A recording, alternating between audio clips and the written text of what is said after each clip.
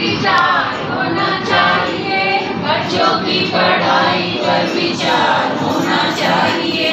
जिम्मेदारी जिसकी उससे बात होनी चाहिए, जिम्मेदारी जिसकी उससे बात होनी चाहिए, जिम्मेदारी जिसकी उससे बात होनी चाहिए, जिम्मेदारी जिसकी उससे बात होनी चाहिए।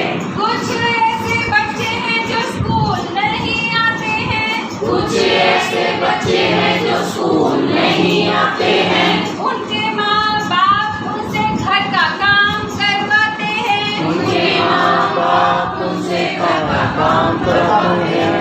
ऐसे अभिभावकों से बात होनी चाहिए, ऐसे अभिभावकों से बात होनी चाहिए।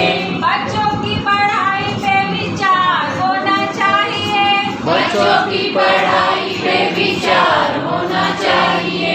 जिम्मेदारी जिसकी उससे बात होनी चाहिए, जिम्मेदारी जिसकी उससे बात होनी चाहिए।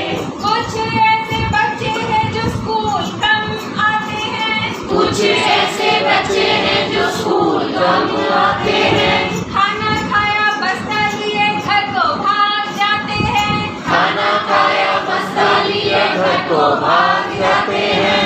ऐसी पंचायतों से बात होनी चाहिए, ऐसी पंचायतों से बात होनी चाहिए।